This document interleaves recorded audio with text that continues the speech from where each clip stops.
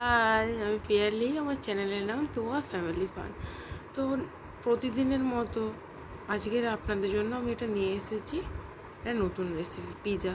Easy process, খুব বেশি কিছু লাগবে না, কয়েকটা জিনিস হলেই হয়ে যাবে।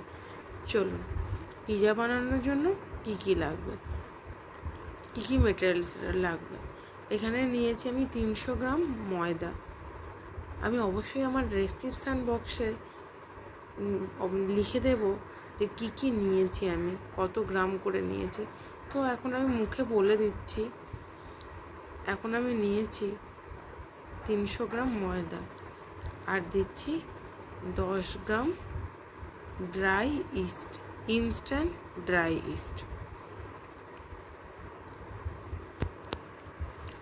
যে কোনো গ্রসারি দোকানে আপনারা এটা পেয়ে যাবেন। এখন দিচ্ছি পরিমাণ মতো লবণ, অ্যাজ পার টেস্ট। চিনি দিলাম, অবশ্যই লবণ দেবো, কিন্তু ভুলে বলে ফেলেছি ওটা লবণ, এটা চিনি।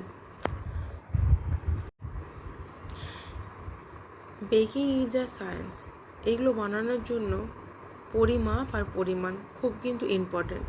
এবার আমি দেবো একটুখানি অয়েল, কিন্তু অয়েলটা খুব একটা মাপ অনুযায়ী দেবো। বাচ্চাদের যে ওষুধ খাওয়ায় না, ওই চিপির 1 চিপি অয়েল দিয়েছি আগে, আর হাফের একটু বেশি দিলাম। অবশ্যই আমি আগেই প্রমিস করেছি, আমি কোয়ান্টিটিগুলো সব লিখে দেবো আমার ডেসক্রিপশান বক্সে, তাহলে আপনাদের দেখে নিতে সুবিধা হবে। আর একটু দিয়ে দিচ্ছি লবণ। লবণটা খুব সামান্য পরিমাণ দেব। চলুন, এটাকে আবার উষ্ণ গরম জল, একদম টকবগে ফোটানো গরম জল একদমই না, উষ্ণ গরম জল একদম হাফ দিয়ে দিচ্ছি আমি। দেখুন, একদম টকবকে গরম জল হলে হবে না কিন্তু। এবার এইভাবে আঙুল দিয়ে যে আমি ঘোরাচ্ছি, এইটা ঘোরানোর ফলে ড্রাই ইস্টটা অ্যাক্টিভ হয়। চলুন, এভাবে আমি ধীরে ধীরে একটা ডো বানিয়ে নেব।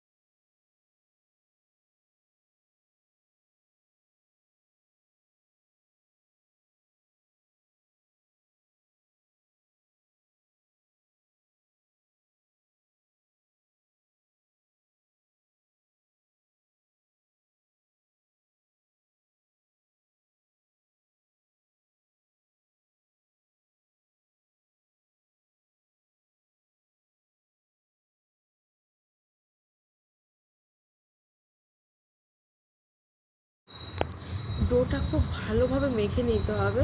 এইটা মাখার সময় একটা ভালো জিনিস আমি বলতে পারি, এইটা যখন মাখবেন না, তখন আপনার শ্বশুরবাড়ি হোক, বাপের বাড়ি হোক, আর বন্ধু বান্ধব হোক, যার কথা মাথায়, যার উপর আপনার খুব রাগ আছে, তার কথা ভেবে আপনি ধোলাই মোলাই করবেন, পিষিয়ে দেবেন, ভাববেন যে তাকে মারামারি করছেন। অবশ্যই কিন্তু এটা খুব ইম্পর্ট্যান্ট।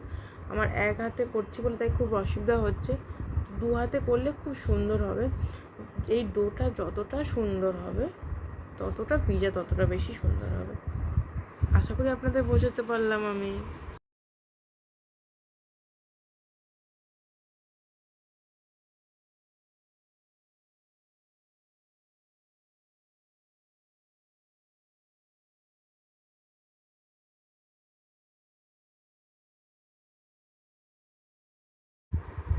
চলুন, আমার ডোটা রেডি হয়ে গেছে। আমি একটা বোলের মধ্যে রেখে ঢাকা দিয়ে দিয়েছি।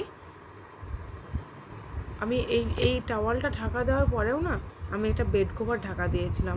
এটা যতটা গরমের মধ্যে রাখবো ততটা ভালো, ততটা সুবিধা হবে, ততটা ফুলবে। দেখুন কীভাবে ফুলে উঠেছে ময়দা মাখাটা। আরেকটা কথা, যদি আপনাদের ওভেন জ্বলে, মানে ওটিজি বা মাইক্রোওয়েভ, ওই মাইক্রোওয়েভ জ্বলার পরে ওপরটা তো গরম থাকে, সেখানেও আপনারা রেখে দিতে পারেন ওপরে। অবশ্যই কিন্তু কিছু ঢেকে রাখতে হবে। এইভাবে আমরা হাতে একটু তেল লাগিয়ে নিয়েছি। তেল না লাগালে ব্যাটা পুরো হাতে টাতে জড়িয়ে একদম বাজে ব্যাপার করে দেয়। তাই আমি হাতে একটুখানি তেল নিয়ে নিয়েছি, নিয়ে আবার ওইভাবেই ধলাই মালাই একটু করে নেবো, এদিক ওদিক করে গুতিয়ে গাতিয়ে পিটিয়ে নেবো একদম, যাতে সুন্দর ডোটা তৈরি হয়ে যায়।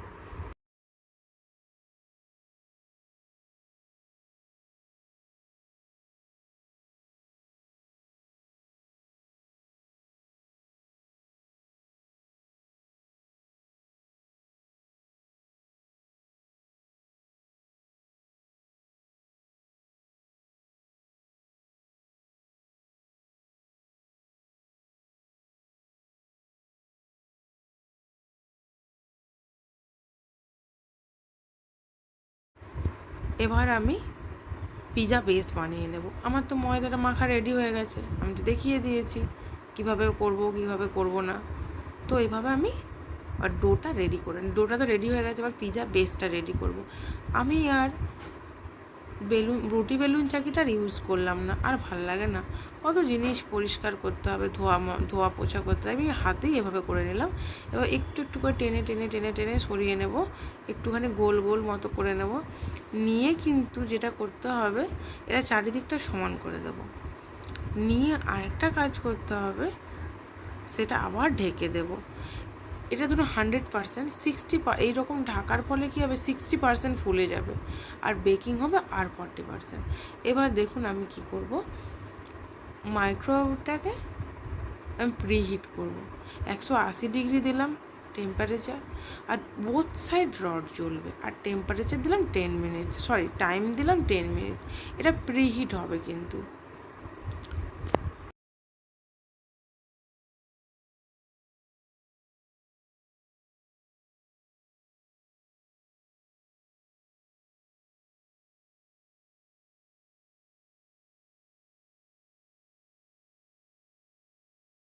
আমি তো ওই টাওয়ালটা খুলে আমি দেখিয়ে দিলাম যে 60% কিন্তু ফুলে গেছে। এবার আমি কী করবো, একটা কাঁটা চামচ দিয়ে হালকা ফুটো ফুটো ফুটো ফুটো করে নেব।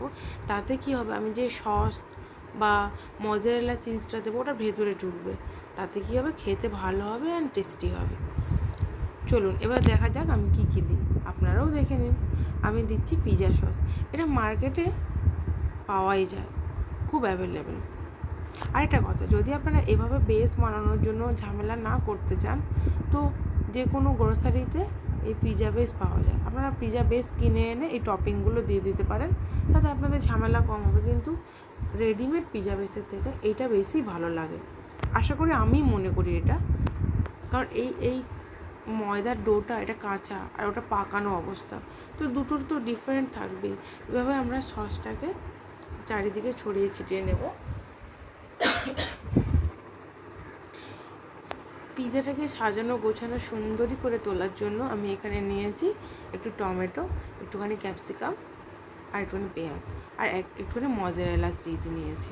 মজারেলা চিজটা আমি যেমন নিয়ে এসেছি মোর সুপার মার্কেট থেকে, আপনারা যে কোনো বেকারির দোকানে মজারেলা চিজটা পেয়ে যাবেন। মজারেলা চিজের টেস্টটা আপনাদের বলতে হবে না নিশ্চিত, খুবই সুন্দর, দারুণ। জানেন, আমি মজারেলা প্যাকেটটা ছিঁড়েই ফেলেছি, তো তারপরে মনে হলো যা, আপনাদের তো দেখানো হলো না। তো আমি এটা নিয়েছিলাম Britannia mozzarella cheese.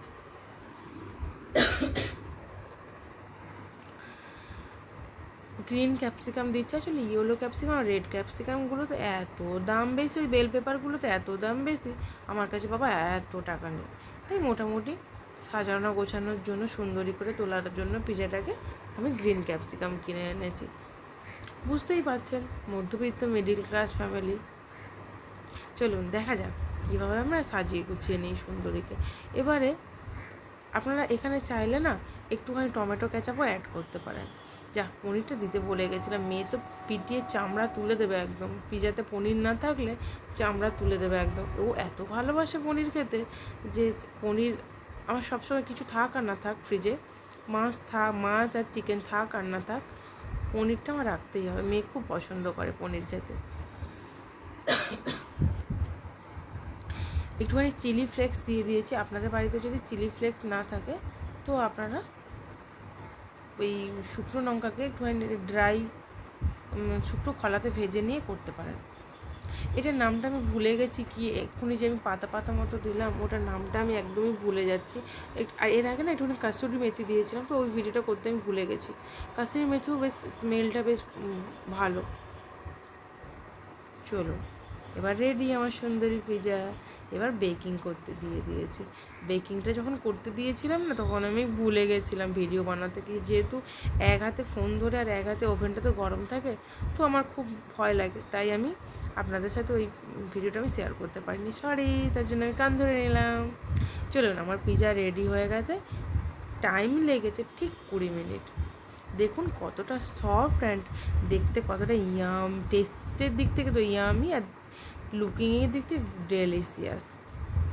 Bye bye, সবাই ভালো থাকবেন, সুস্থ থাকবেন, লাইক করবেন, কমেন্টস করবেন, শেয়ার করবেন, অবশ্যই বেলটাকে